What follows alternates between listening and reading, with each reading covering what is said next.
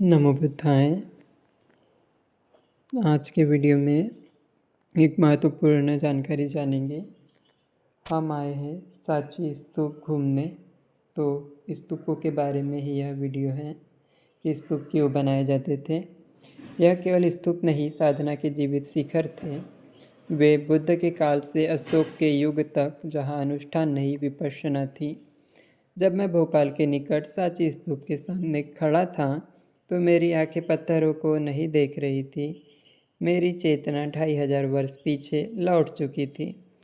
वह चारों ओर की शांति, वह मौन में डूबा आकाश, वह धरती पर रखा गया ध्यान का प्रतीक मुझे बार बार याद दिला रहा था कि ये स्तूप पूजा के लिए नहीं बने थे, ये स्तूप जागरण के लिए बने थे। आज जिन्हें हम धरोहर कहते हैं, बुद्ध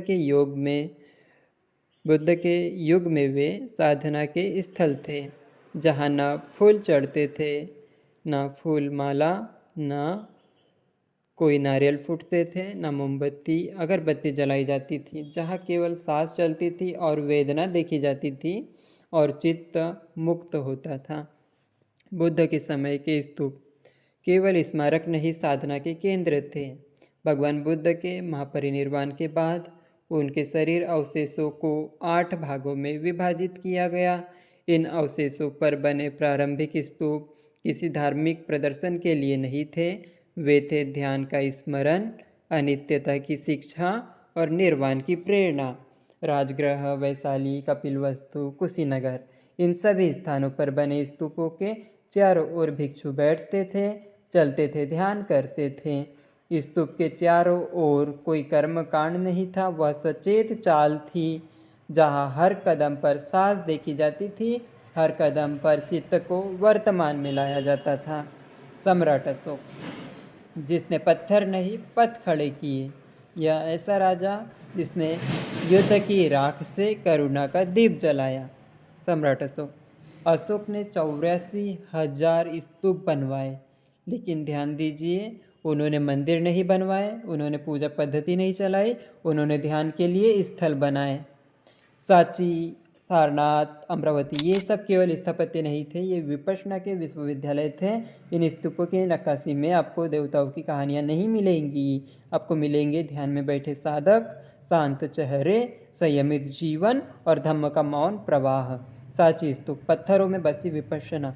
सांची स्तूप के सामने खड़े होकर यदि कोई साधक चुपचाप बैठ जाए तो उसे कोई प्रवचन नहीं चाहिए। यह स्तूप स्वयं कहता है, देखो सब अनित्य है, यह शरीर भी, यह भावना भी, यह संसार भी। सांची के तोरणों पर कहीं बुद्ध की मूर्ति नहीं है, क्योंकि उस युग में बुद्ध को रूप में नहीं, धम्म में देखा जाता था। वह स्तूप हमें याद दिलाता है कि बुद्ध बाहर नहीं है, बुद्ध भीतर है, श्वास में, वेदना में, प्रज्ञा में।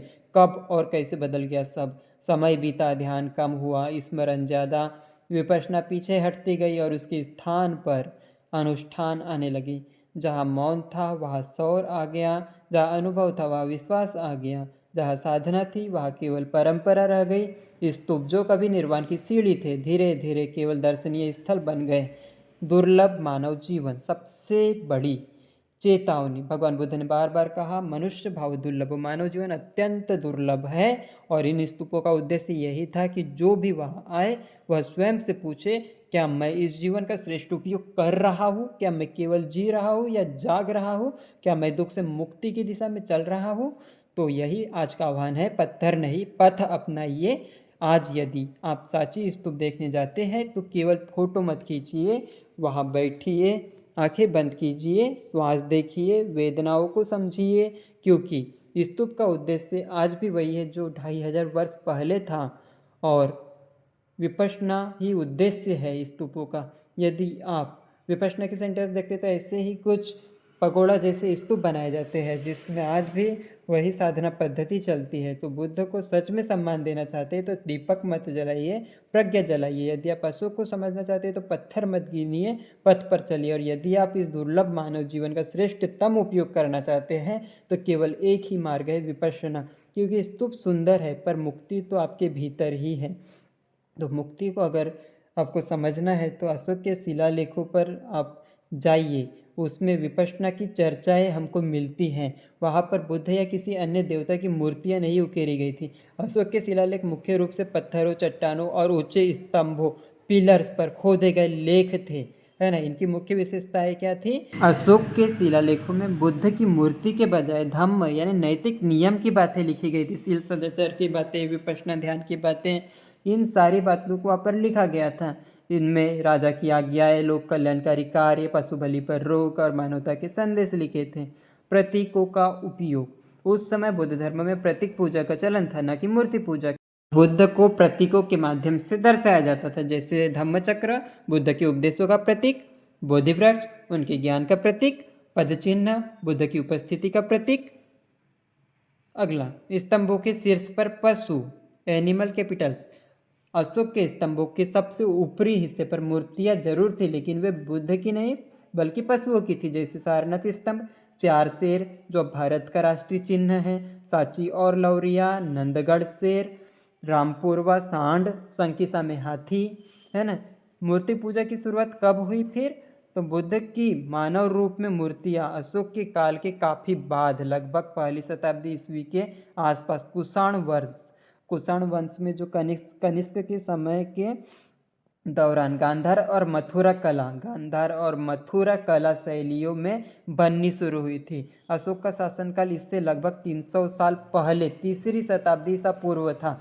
तो हम समझ सकते हैं कि अशोक के समय कोई मूर्तियाँ ही नहीं थी बुद्ध की। अशोक के बाद जब भक्ति शुरू हुई, जब मूर्तियाँ बनना शुरू हुई गांधार और मथुरा कला में, तब मूर्तियाँ, जीवन बुद्ध के समय में बुद्ध की कोई मूर्तियाँ नहीं थी, तो मूर्ति की पूजा कहाँ से आई? कैंडल अगरबत्ती कहाँ से आया? उस समय था ही नहीं, ओनली साधना थी, शुद्ध रूप से धम्म का अभ्यास था, पटिपत्ति का शुद्ध आचरण था, ध्यान साधना और विपश्यना ही थी उस समय। तो अशोक ने भी उसी को बल दिया था, और स्तूपों को बनाने का कारण था कि साधक लोग, भिक्षु लोग शांति से वहाँ पर ध्यान कर सके और अपने ध्यान में प्रगति कर सके, और शुद्ध मुक्त भिक्षुओं की तरंगे, अरहंत भिक्षुओं की तरंगे वहाँ पर समाहित रहे उनकी अस्थियों के द्वारा।